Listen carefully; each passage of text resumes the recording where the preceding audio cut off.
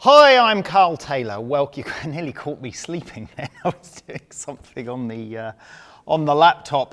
You're joining me here, hopefully on Facebook and YouTube simultaneously. I'm going to do a little Q&A session today. So if you've got any questions, that's if there's anyone watching, because Facebook seems to be continually strangling business pages and throttling them and not letting any information reach their followers unless you pay for it. So hopefully this broadcast is getting out to some of you. So if you've got any questions, photography related questions, fire them in, and Emma's going to pass those on to me to my laptop here, and hopefully I can answer those for you. And obviously, if you're watching, please share this video. Share the video while you're watching live, and then we can get more people participating in this little live Q&A. So let's start off today. I've got a couple of things to talk about before I take any questions. First one is about the absolute crap storm that is going down with these Hasselblad videos that have been released. Let me explain a little bit of the backstory for you. I'm just going to go over here. This is Hasselblad's YouTube channel. And those of you that are familiar with my work will know that I shoot both medium format and I shoot 35mm cameras. And in the past, I've shot medium format film, large format film. Obviously, I'm a commercial photographer. My preference is medium format, and I shoot with a Hasselblad H6. And I am an ambassador for that brand, as I am for Manfrotto and Broncolor and other companies as well. Now, I was asked by Hasselblad if I would do a neutral test of a H6 100 against the leading 35mm camera. Now, I can't say what that camera is, but it is a Nikon D850. Now, so I put these two cameras to the test, a Nikon D850 and a Hasselblad H6, and they said, here's the gear. They sent me the Nikon D850 with some lenses, and obviously I had my own H6 and lenses. And they said, go out and shoot a few various examples. So I went out and I did a sunrise shot. Well, they said real world examples. So I went out and did a sunrise shoot. I did a sunset shoot. I did a studio shoot with a model, and I did some depth of field comparisons.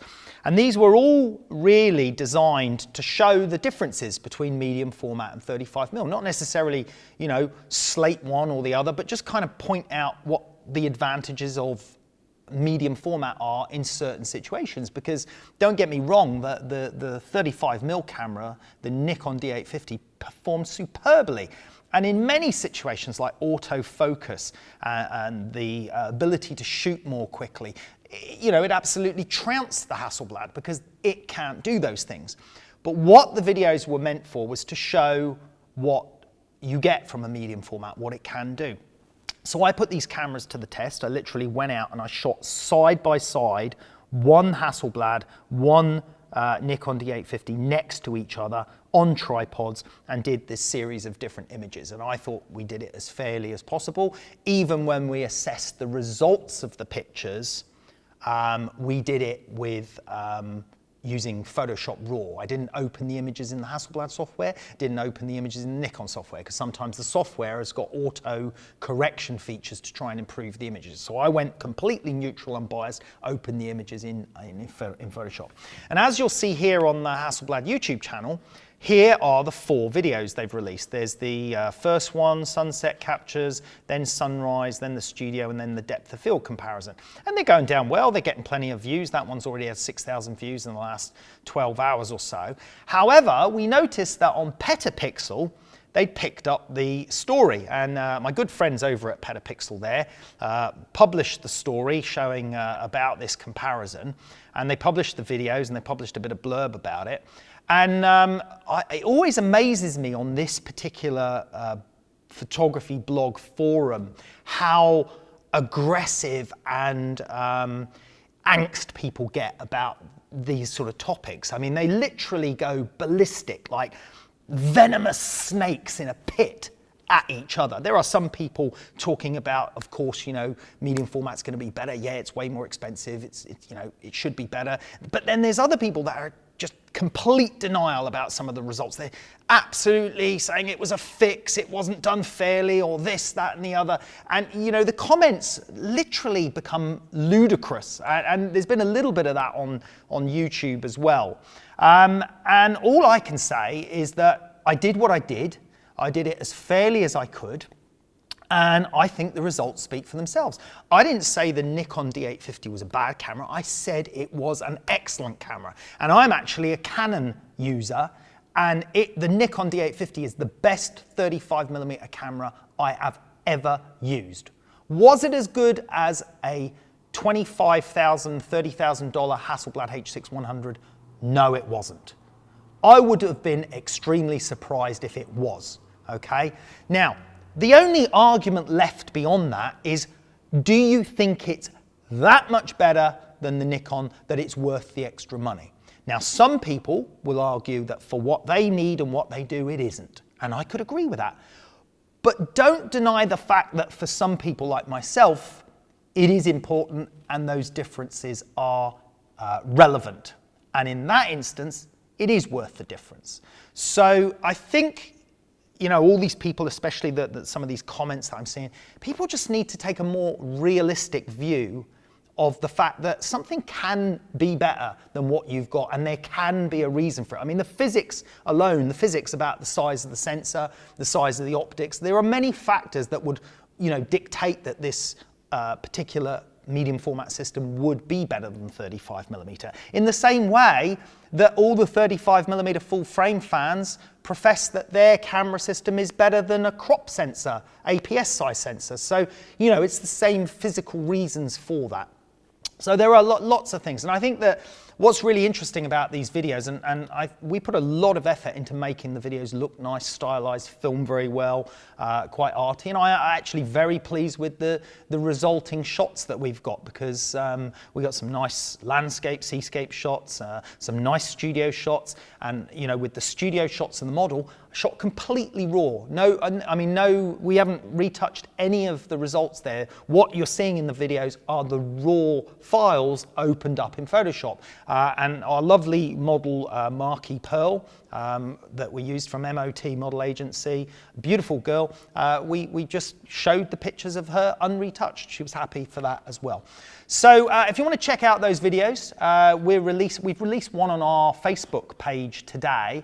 But you can also find them over on Hasselblad's YouTube channel. There they are as a collection.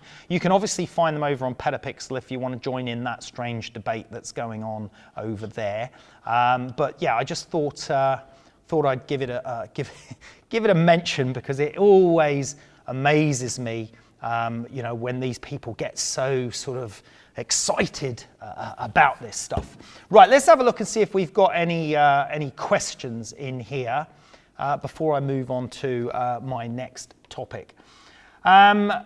Ignacio España says, you talked about David Lund receiving some of your training. Could you elaborate on how that process went? Yeah, David Lund, who was a guest on our live shoot show last month, or this month, I can't remember, a few weeks ago. He came in, he did a liquid special with us, shooting liquids, showing some coloration, color effects and stuff. And he also did our guest talk show thing. And I've known David for many years, since he got into photography. And basically the story is that David used to be a graphic designer, he had his own graphic design company, and then he moved into photography. When he moved into photography, he was looking for some help. So he already had skills artistically, but he was looking for help. So he came, saw my stuff, approached us, he bought our advertising products, still life courses, and he kind of just went from there really. And then he visited us at the studio and came on a workshop, things like that.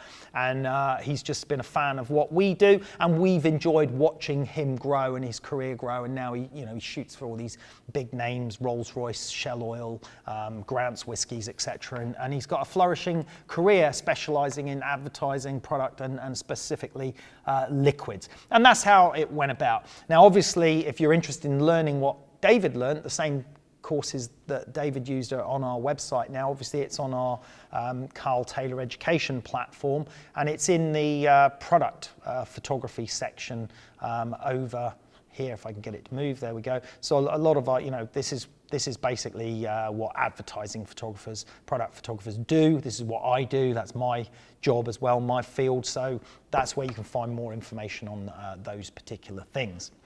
Okay, next question from Billy Riley. What's the best way to get the best images from 120 film format? Well, Billy, I used to shoot 120 film format as well. I used to shoot that on my Mamiya RZ67 back in the day. And that type of camera, I know you know, but I'm just going to explain for other people. 120 film it's a film on a roll, and then you pull it across, you hook it in, and just like a 35mm film, except it's not in a canister, it's like sort of surrounded by paper. And that 120 roll is like so, and that can be then used for 6:9 format cameras, 6x7 centimeter format cameras, or square format cameras, and the most common one is the 6x7 centimeter format. And what I used to do, Billy, when I switched to digital, to the Hasselblad medium format digital back in 2005, that was because finally digital had got to the stage I felt where it was equivalent to medium format film. But I did have a lot of transparencies from medium format 120 roll film that I wanted to convert digitally. And I converted those on a drum scanner like the Imicon scanners at the time, or laser drum scanners, and now I think the Hasselblad scanners. So if you're referring to what's the best way to get images from 120 film, then obviously high resolution scanning on a drum scanner or CCD scanner is the best way. If you're talking about in terms of shooting the images, well, the techniques of shooting on 120 film format are exactly the same for shooting any other format. The difficulty is obviously these days is if you're shooting film, you don't see the results instantly, so you've got to be a little bit more careful with your process, possibly use a light meter. That's the only time I really advocate using a light meter, because you can't see the results on the screen, so therefore you need to make exposure decisions, etc. So it's a lot more difficult shooting film, but it's also a lot more rewarding, and I think in many ways you learn the craft better, which is I think why I'm kind of where I am with my photography, because I came from that film background. Next question, Anriban Sahay says, do photography occasionally. How could I scale it up to do it professionally? Well, that's very difficult, to be honest. I don't think you can just do it on a whim. You can't really do it casually.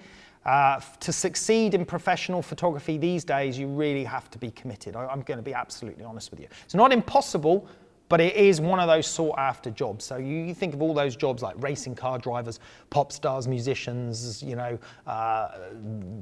ballerina, whatever you want to, passion type driven jobs, art driven jobs.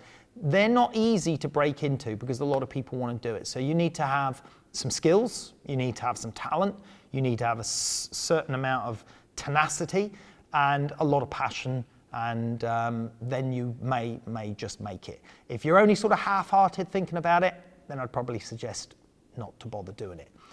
Some ways into it a little bit easier is the usual route is sort of from wedding photography into portraiture, then starting to use studio lighting, then maybe exploring pack shots and a few other things.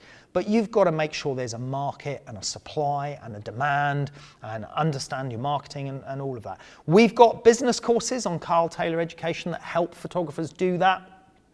They show and explain marketing procedures, marketing plans, ways of finding out whether there is a market for what you want to do, and looking at the different genres of photography where you can make money. That's over on carltayloreducation.com. Next question is from Siddhar Sahin. He says, hey Carl, is a Syros 800L too heavy for the Para 88, or does it work fine? It works absolutely fine, Siddhar. It's a great light. It's obviously the lithium battery. It is heavy. It's quite long. It's not much bigger or heavier than any other lithium-based portable light at that power, but it is heavy in a Para. If you're not looking after it, the Para will tip over. So what I would recommend, the Para can take it. They're designed to take the weight, the pole, the strength of the pole and everything designed. They're made by the same company, obviously Broncolor Para, Broncolor Syros. But you need to put a sandbag or two on the lighting stand you're using, and a fairly reasonably robust lighting stand as well. Right, let me have a sip of my coffee because I can feel my voice going there. Right, we've got plenty of questions coming in here. Before I take another question though, I just want to have a look at something. Let me just jump over back to the website here. Right, live shows, Carl Taylor Education. I've got this guy, Tom Oldham, coming up on our next live show next week. Tom is with me on, oh look, the gallery has gone all to squishy squash images. We've got this problem at the moment with our site squashing the images. Now, you can see there's Thierry Henry, French football player. I think he was actually coaching the Belgium team. There's Usain Bolt. Tom Oldham is a top celebrity portrait photographer, and he's going to be on the show on Thursday, I think it is, next Thursday. Let's take a look at a little video. Let me just get this full screen. Let me just play this video for you. This is Tom's work. I'm going to talk while the video is playing. Hopefully you can hear the sound from that video. Can I hear the sound from that video? Yeah, good. Right, so this is Tom at work. He works on location, he works in the studio. He is a very respected portrait celebrity photographer. He shoots a lot of music stars, he shoots a lot of sports stars, actors, famous business people. We just saw Richard Branson there. But he also does this personal stuff where he does a lot of voluntary sort of charity NGO work, where he goes out to Africa and he shoots for NGOs. He shoots for all big magazines as well. You know, a lot of famous people. Now, the great thing about Tom is he's very forthcoming. He's not, doesn't hide anything. He's happy to tell you how he works, what he does, and he's a great guy, great sense of humor. He's going to be my guest on the talk show next Thursday at 6 p.m. UK time, which is 1 p.m. New York time. If you're interested in portrait photography, whether it's natural light portrait or studio lighting portrait, and how to deal with your subjects and how to even break into this sort of world of celebrity photography, Tom's going to be on hand to answer your questions live. So you can come and join myself and Tom over on carltayloreducation.com next Thursday. I think it's going to be an absolutely cracking show. I love Tom's work. I love the way he goes about things. Love his personality. So that's something we've got coming up next Thursday over on Carl Taylor Education. So please join us and check that out. If you're not already a member, it's only $14 per month. I mean, come on, we've made it so cheap. How can you refuse? Try us for a month. Join us even just for that live show, it'll be worth it. You get 2 live shows per month as well. So, right, let's have a look at the questions coming in. Let's take another question. We have a question from Tom Oli Anthony, I think it is. He says, I have a Canon 77D. I don't know that model. With an 18 to 55, that sounds like the kit lens that comes with it, and a 55 to 250. I would like to know if I buy a 24 to 105 L lens, will I get more picture quality? And the answer is that you will get more picture quality with an L series lens, because the L series lens is designed to give a crisper picture, to give a better result, and they are better lenses, the L series lenses. You may benefit also the fact that the maximum aperture that you shoot with is usually larger on the L series lenses, so they can work in lower light. The question is, and it's a bit like the question we had at the start of the show about whether I go with this, Nikon D850 or go with medium format, is, do you need it? What sort of work are you doing that requires it? Are you really a serious enthusiast photographer? Are you aiming to improve your work? Are you looking to sell your work? That's the question I'd be asking, because it's not going to make you a better photographer. This is one of the key things I always try and get across. One of my rants on YouTube that's gone down really, really well is this question about what makes you a better photographer, and it's not the gear. The gear helps you take better pictures from a technical perspective, but they're not necessarily better photographs, if you know what I mean. The content of the image, the narrative of the image, the emotion of the image, the light in the image, all of that is dictated by your knowledge of photography, not by the gear. The gear can help you realize the image and achieve the quality that you want, but if you haven't got the knowledge to begin with, then that's the most difficult bit to overcome. Okay, Christian Tiraldos says, there's a theme for the December competition. I need to prepare. Yes, there is a theme for the December competition. If you want to see the theme for the December competition, you just need to log in on our website, and then the themes become visible, because the competitions are only open to our members. Remember, we just gave away a Syros 800 2-light studio lighting kit to a winner recently on that competition, and I think the theme for that competition was fast. And we had one lucky winner. We had second and third prize. So if you're a member, log in, you'll see the theme. SK Gupta says, which is the best lens for product photography? Well, I can tell you the best focal length. My favorite focal length for product photography, and the one that I use for most of my stuff, is around 80mm to 150mm. I generally shoot with about 100mm lens for most of my product photography. That's on a medium format camera, so 100mm would be equivalent to about 70mm on 35mm camera. And the reason I don't shoot with a 120mm macro or the 150mm lens so often is because it kind of puts you further away from the product. And I prefer the more intimate perspective I get when I go in close. Let me just go over to my website a second. So this is my website with some of my product images on here. You can sort of see this shot here. Now the feeling I get on my image and the perspective on the shot is based on how far I am away from the product. Let me just go into the objects gallery and products, and we can see. So if I'm like a long way away from the product, then you don't get the same intimacy or feeling that you do when you're in closer to it. So I shoot a lot of my product work quite close to get that sort of intimacy that I can get with a shorter focal length. Now you don't want to go too wide. If you go like 28mm or 35mm, then you're going to get too much distortion. So I stick with that focal length that's not too far from the focal length of your own eyes, which is around about 55mm on a 35mm camera. Now, by the way, just go back to my website here a second. Let me just give a shout out to Squarespace because they sponsor us. And this is a Squarespace website. This is my portfolio on Squarespace. I love how fluid it is, how easy it is for me to upload my images, my galleries, my categories. I've even obviously got an entrance page which has got like a slideshow runs on it. You can get 10% discount off Squarespace by using the offer code CARL if you want to get yourself a Squarespace website. Right, let's take another question. Where are we? We have Lucy Mahoney. What's the best lens for family events? Well, that's a very broad question, Lucy, because family events are fairly varied. I mean, you could say a family event could be like a wedding, could be a party, could be a number of things. And events have a broad range of things happen.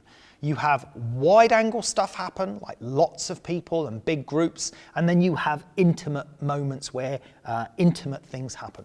And as we've seen when we've had like guests like David Stanbury, top wedding photographer on our show, the way these guys work for that is with two camera bodies. They've got like one camera and another camera. One camera, they got like a wide angle lens, like maybe a 16 to 35mm.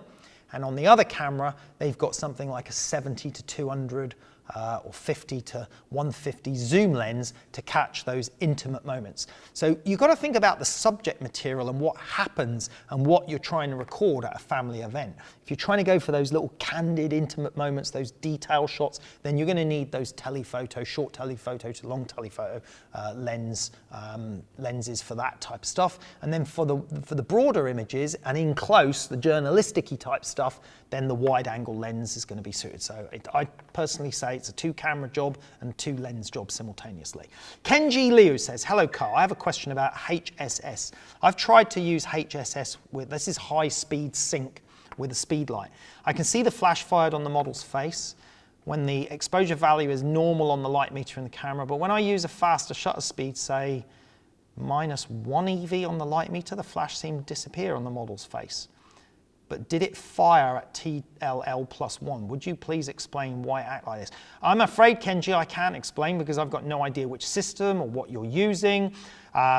Obviously, the theory between high-speed sync is that the flash will output the power duration for long enough that when the small slit that you get on 35mm cameras that's needed. See, when a shutter opens, right, the shutter on a camera, the shutter door, this is on 35mm cameras, it opens, closes. But as it gets faster and faster, it can't open and close as one sheet fast enough. So what it does is it turns into like a little slit, and it runs that slit across the image sensor to get you that 4,000th or 8,000th of a second. So therefore, if the flash fires at a moment when that slit's there, you're just going to have a slit of light exposing one part, or darker lines appear. So what happens is, with HSS, it makes the flash burst last for longer so that it exposes for the entire time the slit passes across the sensor. I've got a really good video on YouTube about understanding flash sync speeds. So go and check that out. That's all I can really say. I don't know the intricacies of each system. I obviously understand the physics and the properties behind how it works. The little details on what you're using and what trigger and all the rest of it, I'm afraid I'm not going to be able to answer here. Okay, we got loads of questions coming in. Right. Let's just quick talk about something else. I told you next week I've got Tom Oldham on, but the week after that, I'm going to do a live photo shoot on this. This is just a simple electronics product. And the reason I'm doing this is because we've been asked from our audience about photograph and items like this that have got self-illuminating dials, like things like neon lights, LED lights, screens, etc., etc. A lot of electronic devices, a lot of products have bits and bobs that illuminate. So what I'm going to do is I'm going to show you how to do this product shoot and show you how to capture the product shot nicely illuminated and its own illumination captured at the same time, all in one shot. That'll be July the 24th, okay? July the 24th, I'm doing that live show on Carl Taylor Education. So if you'd like to join us, there's another good reason for spending $14. Not only do you get access to our live shows, you get access to all of our previous live shows, all of our previous courses, all of our future courses, everything we've ever done for $14. Right, let's take another question. Where are we? Where are we with the questions? We have got Alan Mowers says, any tips for a photographer retoucher moving from the US to the UK and hoping to transition to a complete freelance work schedule versus finding full-time work somewhere? Well, Alan, obviously I don't know your work, I haven't seen your work. If you're a good photographer and a good retoucher, that's the most important thing to start with. The main centres of work in the UK are London and Manchester. That's where most of the stuff happens. But then I've got photography friends, professionals that are based outside of those areas, and then they come into those areas and rent studios to undertake big commercial shoots. And then in the smaller cities and smaller towns, you'll pick up some commercial work, but it's not going to be that same higher level stuff, because in those smaller towns, unless of course there is a specific industry base there that might need your services. So, you know, it's not going to be much different in terms of what it is for you in the US, in terms of the same marketing is needed, the same making appointments, banging on doors, showing your portfolio, getting your website out there, you know, producing good work. It's the whole same ethos applies, okay? But if, you know, in terms of where does the big stuff happen, the big stuff happens usually in London, Manchester area. But there is plenty of other stuff that goes on. I mean, I work in London regularly, but I'm not based in London. So, you know, I commute to do shoots in London. A lot of stuff though, because I've been established for some time, comes to me. I'm doing a shoot for MSA fire safety company, German company next week. And I got tons of boxes here already that's been shipped to me for stuff that's happening. As a matter of fact, let me just show you let me show you one of those shots. I can show you one of those pictures. On my portfolio website, my Squarespace site, carltaylorportfolio.com. Here we go. This is a shot I did for MSA fire safety equipment. I posted this on Facebook today because I just was reminded this was a previous shoot I did for them. I've got to do some more stuff for them, more products, different things. This was quite a complicated lighting setup, and I asked on Facebook, I said, do you know how I shot that? Can you work out how it was done, how many lights, etc.? Well, it was actually a 9-light setup, believe it or not. I had to get gradient lighting in to get that lovely glow on the gloss helmet and on the mask. Then I had to get little pockets of light on the eyes and then on the mouthpiece, on the regulator. And I used little pico lights with projection attachments to do that. Then I would put a little bit of orange light on my left and a little bit of blue light on the right. So you had this sort of transition between what could be the fire or warm sort of like glowing embers, and then daylight on the other side. All these little subtleties. Then there's a glow on the background, then there's a very gentle amount of fill light on his body, etc. Ended up being an extremely complicated lighting setup for me to get it in one shot, and I've got to do it all again next week, so I've got a 2-day shoot for that. So again, going back to your question, is I still get a lot of my product work I do here in my own studio, and it comes from all over the place. So I guess you can work from anywhere. It just depends, once you get your name out there and how well you get known. Next question, Paul Alexander Bulk. Could you use black glass used for tabletops, for instance, instead of black acrylic as an underground for product photography? Or will that give the dreaded double reflections? I tend to scratch acrylic just by looking at it. Paul, you're exactly right. It won't work. It will give you double reflections. It looks horrible in the same way that if you use a mirror, this often looks horrible. Whereas if you use an acrylic mirror, it looks great. So acrylic mirrors, it's called Macrolon or Perspex in America. That's what I use for my product photography. Acrylic black, acrylic white, acrylic mirrors. Glass just gives you a double reflection. You're right. So no, it doesn't work. And unfortunately, I suffer the same problem. We scratch the acrylic all the time, and we keep lots of sheets of it, small sheets, different sizes, and we go through a hell of a lot of it. Next question, Jean de los Sansono, I think. Sorry about that if I didn't pronounce that right. Need to pay attention to Rants, Carl. By the way, I'm already needing to jump to medium format.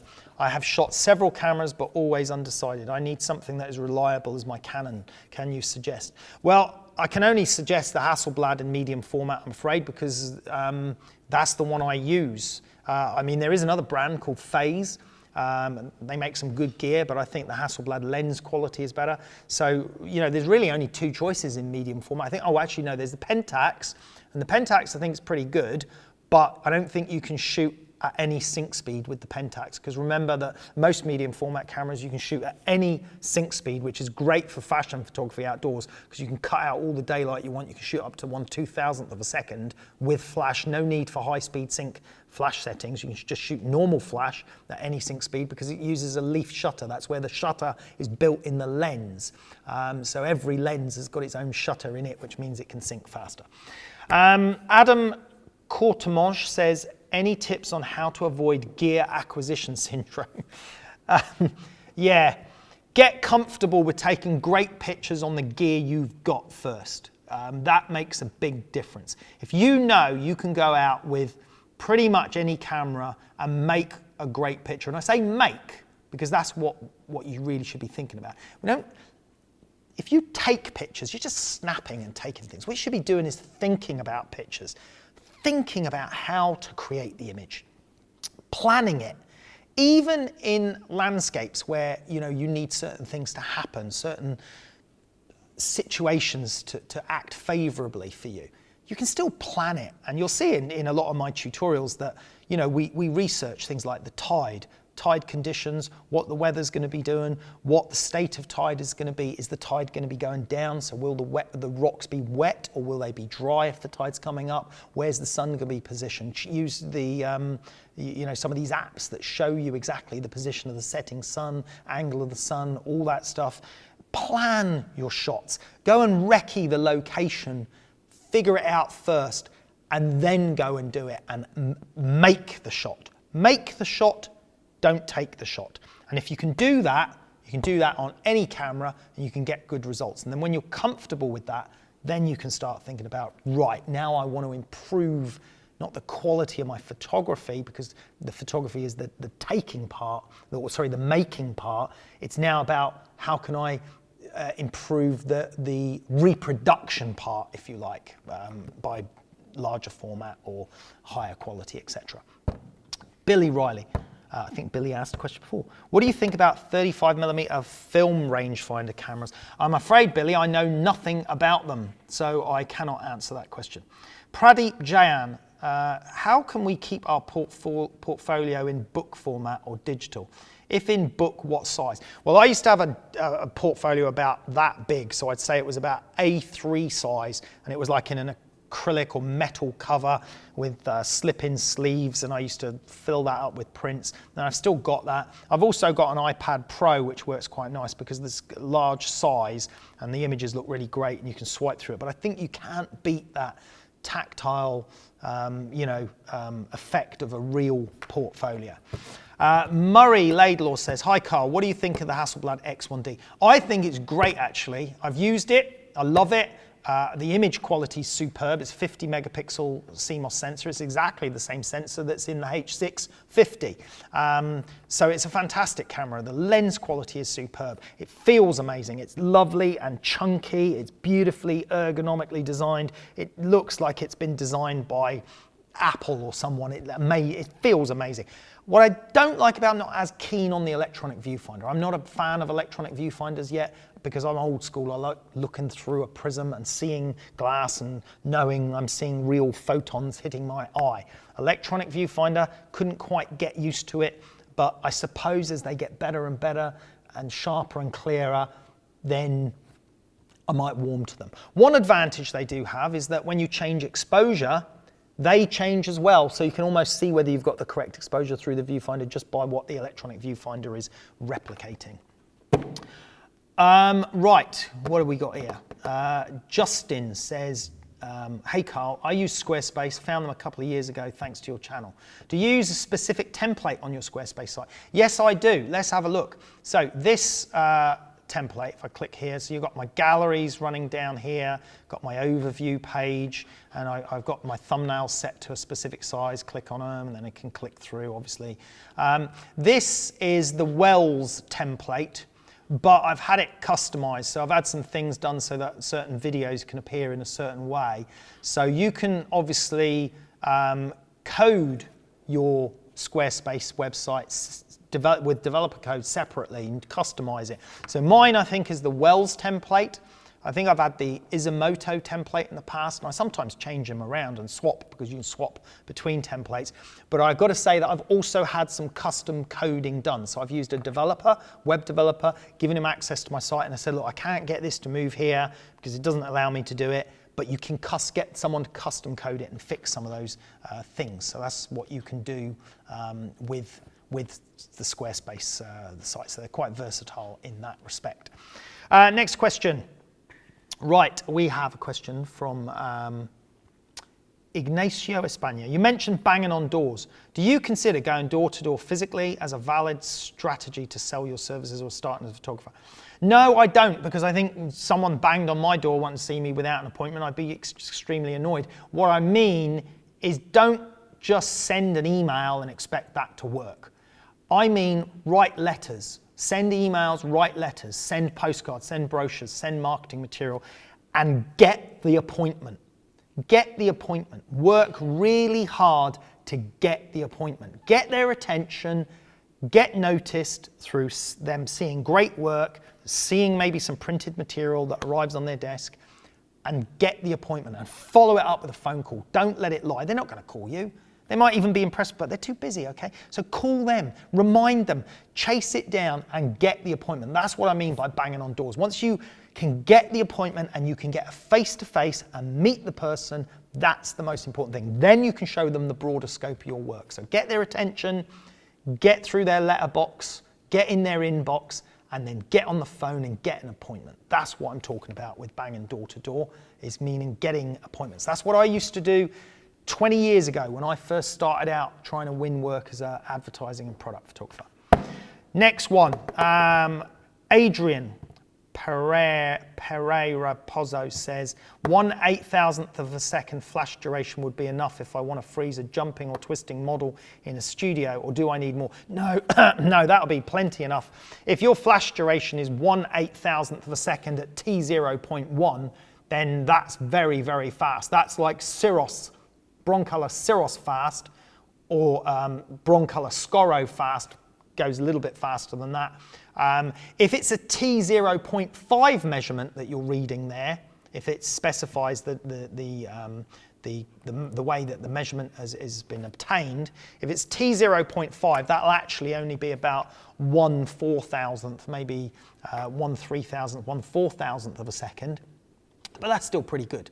A model jumping in the air, you've got to remember as well the scale, okay? So if this is your picture, it's not really about just sort of whether it's a model jumping or a glass smashing or paint flying or whatever. It's about how far it's moving across the frame, because it's about relative distance. You know, is the thing that's happening moving a great deal of distance across the picture in that space of time? So it's about scale, relative scale as well. Things like that you need to think about. And as I say with all these things, you know, test it and check it and see, okay? Get the dress and wave it around, flap it about a few days ahead of your shoot. Test it, check. Lucas says, Lucas Dale Crode says, hello Carl, greetings from Argentina. I have an APS-C Canon equipment and L series lenses. I want to jump to full frame, and I'm in doubt between the Canon 5D Mark IV Canon or a Sony with adapter to use my lenses. I'd probably say go down the Canon 5D Mark IV route. It's a very good camera. I wouldn't be so keen on using an adapter with my lenses. The Sony camera is great, but I think I'd be more comfortable with lenses that match that particular camera. You're not going to go wrong with a Canon 5D Mark IV. You're not going to go wrong with a Sony, and you certainly won't go wrong with a Nikon D850 if that satisfies all the fanboys that are going crazy over on Petapixel and on YouTube at the moment about those videos that Hasselblad released. Right, next question. Nikiforos Pitaris. Hi, I own a Hasselblad X1D kit. I want to use it in commercial photography in the studio. Do you think this is better than the Nikon D7T I usually use? Yes, I do, because the picture quality is going to be higher. The question is the usability of it in the studio. You can use, there is a H adapter that allows you to use the H series lenses on the X1D. And I'd say if you use the X1D tethered into the Focus software, then you can benefit from the live view. You can see the images come in full screen. Definitely would use the X1D, because the tonal range and image quality of the medium format chip is going to give you superior images there. So yes. Next question, Sibyorn Hananja. I'm terrible at pronouncing names. What flash ratio will you recommend with a daylight photo shoot? None. I don't recommend flash ratios, I'm afraid. I recommend taking a daylight shot, getting the exposure right for the daylight as you like it, saying, right, I like the sky at that exposure, for example, and then putting your subject in it, your model or whatever, and obviously they'll likely be too dark in the shot. And then putting the flash on them, whether it's hard light, soft light, whatever you want to work with, and then just simply turn the flash power up until it matches what you want with the scene you've already set. That's it. No ratio. I never work on ratios. I just do the job, and I do the job visually based on what I think looks good. And that really should be the only way to work. Right, we're going to take a couple more questions. We're going to wrap this up. One more thing to look at over here, though. Let me just get back to this, right? Let's go back to my website here a second. Right, now, this shot here went down really, really well on Instagram. Oops, I've gone past it. Wrong way. Wrong way. It was from this series, actually. We did this series of fashion shoots here, these ones here. Not that one, that's an older one. And this one was one of our most popular ones on Instagram. I designed this shot, and I talk about the whole concept behind this shot and how it was created and why I created it, and then you see the whole photo shoot, the reasons, the way it was lit, etc., etc. That's just been released on carltayloreducation.com. Ben has just finished editing it, and that's gone up today on carltayloreducation.com. So if you're not a member, again, as well as our live shows and all the other stuff, $14 a month, you can access all of our courses, including those new fashion tutorials. Ben has kindly called that Conehead. He's decided to call it Conehead because he likes coming up with shortcuts for some of my photo shoots. Actually, let's take a look at another one of his lovely shortcut names. He calls this letterbox girl. He says she's hidden in a letterbox with light shining through the letterbox, but she's not. That's the lovely model Deborah Frey, lit. Not with a pico light and a projection attachment, which is how I'd normally do it. In that particular course module, I show you how to do it another way. So those are all over on carltayloreducation.com. If you haven't been over there and checked it out, go over to that website and check it out, please. I'm sure you will like it. Right, a couple more final questions. Ayman Sheikh says, what is the best budget lens that you should buy? Wow, that is a tricky one, I'm afraid. I mean, for me, it would be a 50mm lens. If you're on a 35mm full frame camera, I'd have a 50mm lens because I think it's probably the most versatile, and it makes you work. You can't just lazily zoom. You've got to go and do stuff with it. You can shoot some landscapes with a 50mm. Yeah, they're not fully wide angle, but you can still do landscapes. But you can shoot some portraits with a 50mm as well, and you can shoot some group shots with it as well. And I think because it's the familiar focal length to your eye, that's why a 50mm lens used to be the standard lens. When we were shooting 35mm in the days of film. Now, next question is, what is your favorite genre of photography? I'd still say it's probably product and advertising photography. That's what I do. That's what I've always done. I enjoy the technical challenges of it and overcoming problems, creating solutions. But I also really enjoy fashion, beauty work as well, because working with people sometimes is nicer than working with products. Right, one final question is from Craig Gary. Hello, Carl. I'm building my lens kit for my H6D 50C. Other than the sync speed, do you notice any difference with the HC lenses at 1/800 versus the version 2s at 1/2000th in terms of optical quality? I don't think there's a great deal of difference in them in terms of optical quality, no. I've got an 80mm that is not the version 2, and I use that regularly. I've got the new 100mm, which is the version 2, and I use that regularly. Can't see a great deal of difference between them.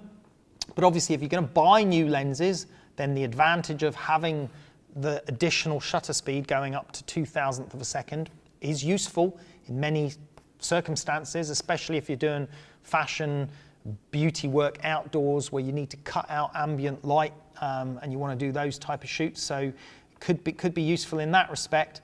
But if you're kind of thinking like maybe picking up some second-hand lenses, and obviously there's not the version 2 lenses out there second-hand, then no, I think you'll be fine with the HC lenses. They're excellent lenses. What I can tell you is that Hasselblad are always looking to improve their lenses. So I'm sure as new lenses come out in the future, those lenses are going to be optimized even more for digital, especially as we've seen the moving towards the 100 megapixel and wherever it goes from there. So obviously they're conscious of designing lenses suitable for higher resolution cameras. So future lenses that come out, I'm sure would benefit you as well on your 50C.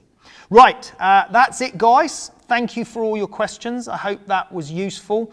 If you haven't had a chance, go and check out some of those new Hasselblad videos that were released, as I said at the start of the show, and all the controversy that's going on Petapixel about that. Mind you, there's always controversy on Petapixel. It's so funny. You can spend hours reading those comments. I wish I had the time to. Fortunately, I don't, so I've got better things to do. But I did go and check out some of those comments because obviously we were in the video. Now, as I said to you, I've got Tom Oldham, top celebrity photographer, portrait photographer, on the show next Thursday. Tom and I will be having a great laugh on the show and answering your questions over on carltayloreducation.com in our live sessions next Thursday, 6 p.m. UK time, 1 p.m. New York time. And I'm sure Tom and I will be enjoying a pint after the show as well.